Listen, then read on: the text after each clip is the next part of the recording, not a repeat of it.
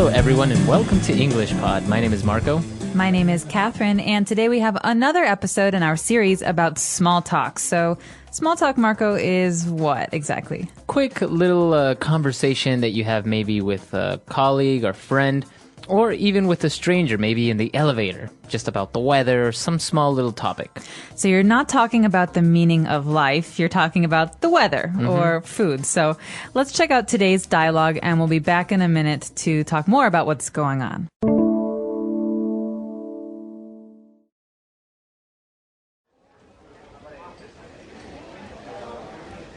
Oh, dear miss, you are soaked. Wow, it's really raining heavily outside. Yes, it sure is. I had to run here from work. I need to rush as I'm on my lunch break. Well, please, why don't you go ahead of me in line? I'm in no hurry. Oh, that's so nice of you. Thank you very much. My pleasure, miss. Actually, could you recommend what to eat here? I've never been here before. Sure. Well, the avocado sandwich is delicious, and it's the healthiest thing on the menu. Personally, I think the beef salad is the tastiest choice. I usually get that. Also, the milkshakes are the best milkshakes in town. Well, thanks for the suggestions. No, don't mention it.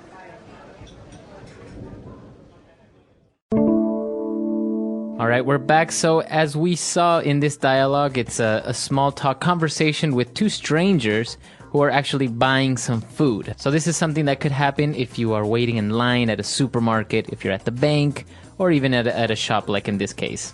Exactly. This kind of conversation happens all the time. So let's take a look at some words and phrases in today's language takeaway. Language takeaway. All right, so the first word that we have for you today is the gentleman, the older person, noticed how wet the girl was. She said, "You are soaked." All right, so it's raining outside, and he says, "Oh, dear miss, you are soaked." All right, this is an adjective. It describes what she looks like. So if you are soaked, it means that you are a little bit wet? Very wet. Very wet. You know, you can say that someone is a little wet, but if they're soaked, it means their shoes, their pants, their shirt, their hat, everything is very wet. Okay, you are soaked. And so it's an adjective. Even though it has an ed ending, it may look like a verb or in the past, but it's not. It's an adjective with an ed ending. That's right. So it's raining outside. This woman is very wet. She's soaked. She's wet. And she says, "I have to rush. I have to hurry because of what?" Because I'm on my lunch break. She's on her lunch break. Okay, so during work, we might have something called a break. This is a short time when we don't have to work. 5 minutes, 10 minutes. And the break that we have at lunch, when we get to eat, is a little bit longer. So we call this a lunch break. That's right. So usually people have their lunch break, let's say, at noon or 1 o'clock. And it's usually an hour, like you say. That's right, an hour. Okay, so she's on her lunch break, and that's why she's in a hurry. And so the other guy let her go in front of him, and he asked her for some suggestions. What is good here? What is what do you recommend to eat? That's right. So he's not familiar with the food, but the woman is. And she says, well, the avocado sandwich is delicious. Okay. Now, let's talk about this fruit, because it is a fruit, right, Marco? It's a fruit, an avocado. It's you see this, it looks like a big green pear, more or less. That's right. Well, it's green on the inside and it's dark on the outside. So to eat it, you have to take off the skin. Yeah, that's right. And inside, it's kind of buttery almost. You kind of... It's not hard like a banana or an apple. It's kind of more very, very soft. You can take it out with a spoon. That's right. It's very, very delicious. And it's very common in a lot of Latin cooking, where you have, for example, guacamole in Mexican cooking, which is made primarily of avocados. That's right.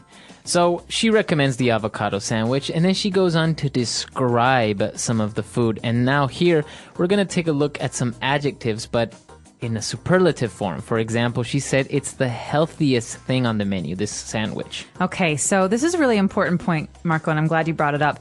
I can say that this food is healthy. That means it's good for my body. But if I say that it's the healthiest, what does that mean? How is that different from healthy? Basically, you're saying that it's on the list of things that are at the restaurant maybe that are healthy, this is the most healthy. But you don't say most healthy, you say healthiest. Healthiest, okay? So is chocolate cake the healthiest thing on the menu? No, probably not. It's probably the least healthy. So on top we have the healthiest thing on the menu. We also have another superlative. We heard the word tastiest. Right. This comes from the adjective tasty. Something is delicious, it's tasty, it tastes good.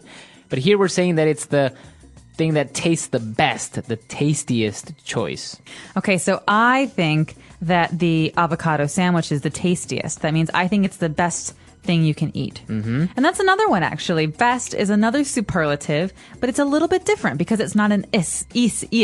Right. It's not like tastiest Exactly. or healthiest. It's just best. Right. You're saying that it's the number one. So the best milkshake in town, like in this dialogue. Or you say the best soccer player in the world is so-and-so. All right, so this comes from the adjective good. So we have good, which is not bad, and the best, which is the most good, right? Yeah, exactly. But you don't say the most good, you say the best. He's the best. So maybe Ronaldo is one of the best soccer players in the world. Exactly. All right, so now let's take a break. Let's take a look at everything again, and we'll be right back with Fluency Builder.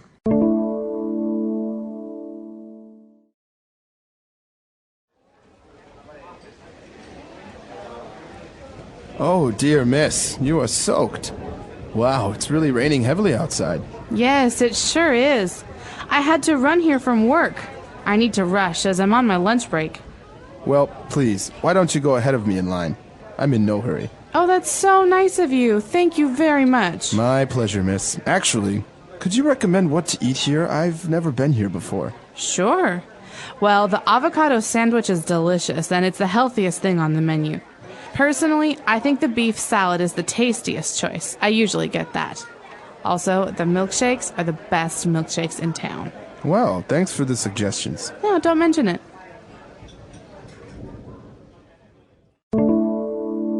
All right, we're back. So now let's take a look at 3 phrases we picked out on Fluency Builder. Fluency Builder. So I have a great phrase here, something that we often hear in polite conversations.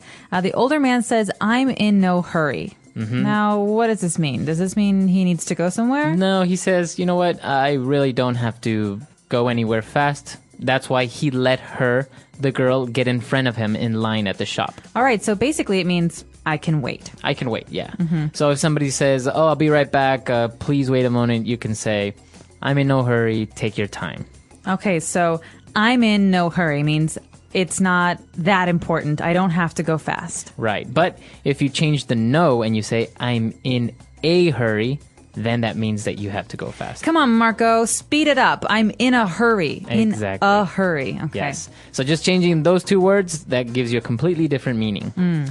And, well, the girl, Michelle, she said, "Oh, that's so nice of you. Thank you very much." And he says, "My pleasure." All right. So this is an alternative to the phrase, "you're welcome." Mm-hmm. Okay. This is a very polite way to say you're welcome. And so when we hear her thank him for something, thank you for letting me go ahead of you. Mm-hmm. He says, "My pleasure." This is a great, great phrase for you guys. Exactly. So now you have another alternative. Instead of saying "you're welcome" or "no problem" or "don't mention it," now you have "it's my pleasure." This is a little bit more formal, but you can use it in any circumstance. That's right. And as I said, another option here is the phrase "don't mention it," which means exactly the same thing. You're welcome. That's right. So the older gentleman says, "Thanks for the suggestions. Thanks for your help." And what does the young woman say? Don't mention it. Don't mention it. So this is more colloquial. This is a little bit more spoken language. Mm-hmm. She's saying, "No problem. You're welcome." That's right. So you have "you're welcome," "no problem," "my pleasure," "don't mention it." All ways of saying the same thing. All right, so let's take another listen to our dialogue. We'll be back in a moment.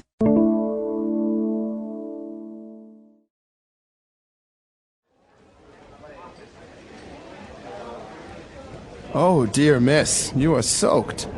Wow, it's really raining heavily outside. Yes, it sure is. I had to run here from work. I need to rush as I'm on my lunch break. Well, please, why don't you go ahead of me in line? I'm in no hurry. Oh, that's so nice of you. Thank you very much. My pleasure, miss. Actually, could you recommend what to eat here? I've never been here before. Sure. Well, the avocado sandwich is delicious, and it's the healthiest thing on the menu. Personally, I think the beef salad is the tastiest choice. I usually get that. Also, the milkshakes are the best milkshakes in town. Well, thanks for the suggestions. No, don't mention it.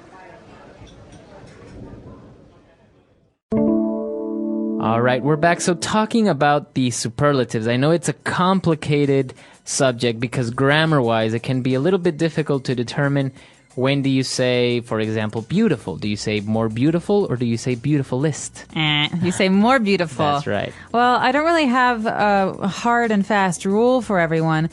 It's one of those things that you learn while you're studying English and you just have to remember. Yes, there are some exceptions, but usually you can guide yourself by adjectives that have usually 3 or more syllables. You probably have to use most or more. Amazing. Right, you don't say amazingest. Most amazing. Most amazing or more amazing. What about funny? Funny. So then you say funnier or funniest. Or sad? You can say saddest. All right, so sad, funny. These are 1 and 2 syllables. Sad, funny, saddest, funniest. You can use this ending. But with the words like beautiful or amazing, they're 3 syllables. They're long. You Yeah. have to say most amazing, most beautiful. Yeah, and there are some exceptions to the rule. You may find them, but usually if you see an adjective that's a little bit long like this, you can just say, you can just use more for the comparative or most for the superlative. All right, so lots of stuff there. I recommend that you guys go check out the dialogue and expansion sentences we have for today. Our website is englishpod.com. All right, we'll see you guys there. Bye. Bye.